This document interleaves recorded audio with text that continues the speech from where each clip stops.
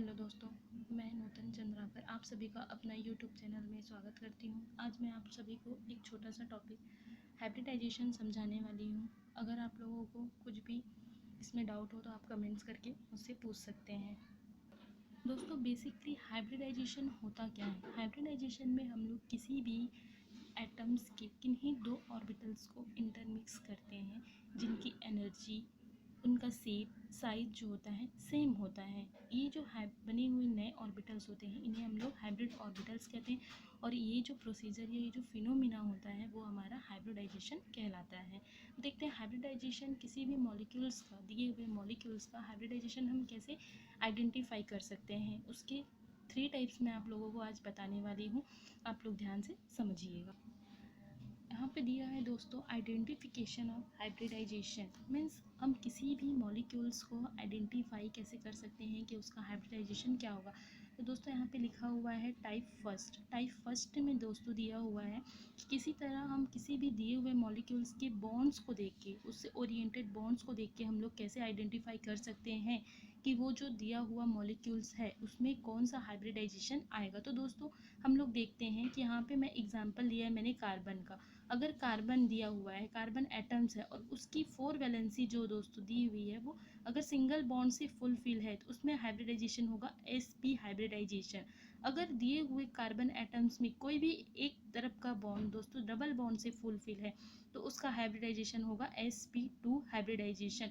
अगर दिए हुए कार्बन एटम्स में डबल बॉन्ड, दोनों साइड डबल बॉन्ड्स और किसी भी एक साइड ट्रिपल बॉन्ड से फुलफिल है तो वो होगा sp हाइब्रिडाइजेशन।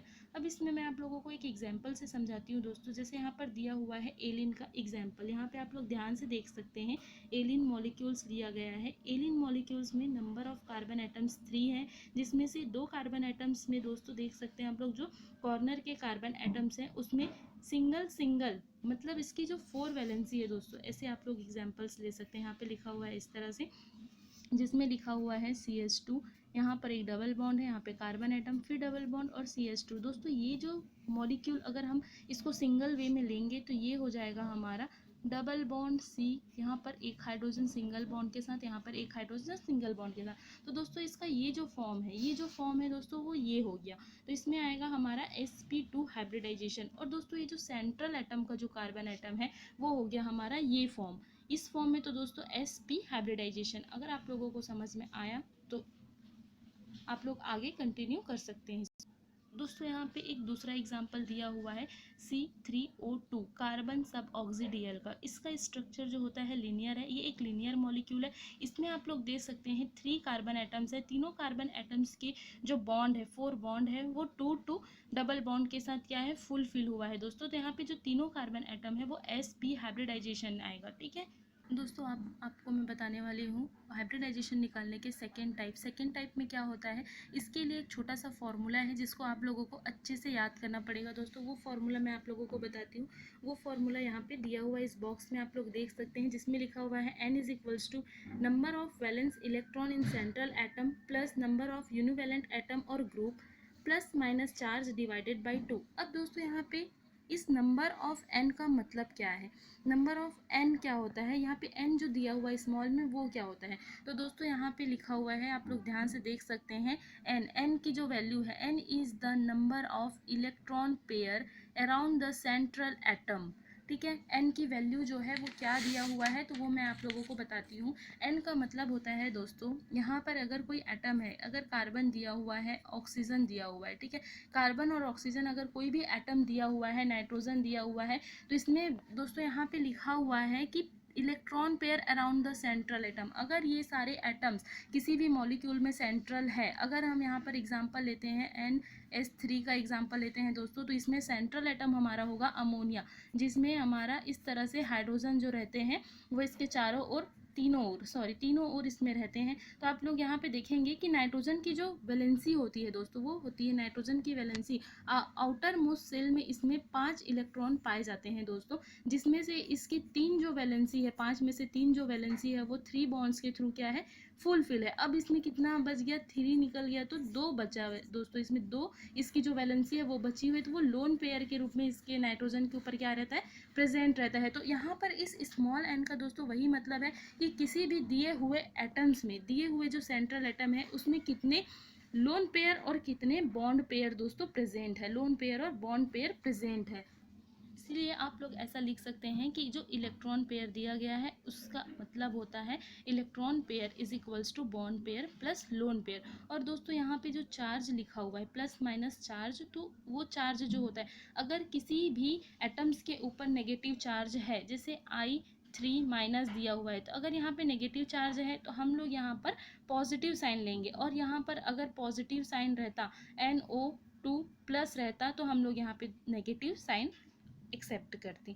ठीक है, अगर अब आप लोगों ने ये फॉर्मूले पे सारी वैल्यूज़ को पुट किया, n की वैल्यू जो आएगी उसके टर्म्स पे मैं आपको बता रही हूँ कि यहाँ पे कौन सा हाइब्रिडाइजेशन प्रेजेंट होगा। तो आप लोग देख सकते हैं यहाँ पे n इज इक्वल्स टू 2 दिया हुआ है, n इज इक्वल्स टू अगर हमारा 2 आता है तो sp हाइब्रिडाइजेशन होगा, n इज इक्वल्स टू अगर 3 आता है तो sp2 हाइब्रिडाइजेशन होगा, n इज इक्वल्स टू 4 आता है तो sp3 हाइब्रिडाइजेशन होगा, n is equals to 5 sp3d, n is equals to 6 sp3d2, n is equals to 7 sp3d3 hybridisation पाया जाएगा। अब इसको हम लोग कैलकुलेट कैसे करेंगे, यहाँ पे ये हो गया अभी तक सा number of valence electron in central atom, number of valence electron in central atom की हम लोग वैलेंस इलेक्ट्रॉन कितना लेंगे सेंट्रल एटम का, तो वो कैसे पता चलेगा।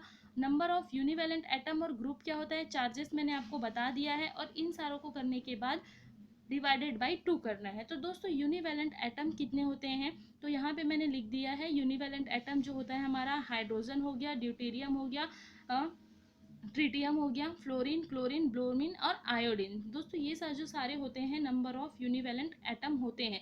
जितने नंबर ऑफ यूनिवैलेंट एटम रहेंगे उसके लिए आपको पर 1 काउंट करना है, 1 काउंट करना है। ठीक है, अब उसके बाद आप लोगों को एक और चीज़ देखना है कि वैलेंस इलेक्ट्रॉन आपको कैसे पता चलेगा दोस्तों। तो वैलेंस इलेक्ट्रॉन यहाँ पे मैंने लिखा हुआ है कि किसी भी ग्रुप का, किसी भी दिए हुए सेंट्रल एटम का आप लोग वैलेंस इलेक्ट्रॉन कैसे काउंट करेंगे। तो ध्यान से देखिए, यहाँ पे देने का मतलब है ये जो बोरॉन है, ग्रुप जो है बोरॉन, वर्ग मतलब हमारा जो वर्ग 3 से लेकर वर्ग 18 तक का जो है, सॉरी वर्ग 13 से लेकर, तो दोस्तों आप देख सकते हैं यहाँ पे मैंने ये बताया हुआ है कि किसी भी सेंट्रल एटम का आप वैलेंस इलेक्ट्रॉन बिना उसके एटॉमिक नंबर को जाने हुए कैसे कर सकते हैं, डायरेक्ट 1 सेकेंड के अंदर।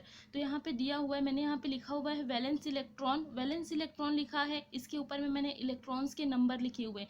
दोस्तों ये जो है वर्ग 13 से लेकर वर्ग 18 तक के जो ग्रुप हैं, ठीक है, जो ग्रुप 13 से लेकर ग्रुप 18 तक के हैं उसका मैंने लिखा हुआ है।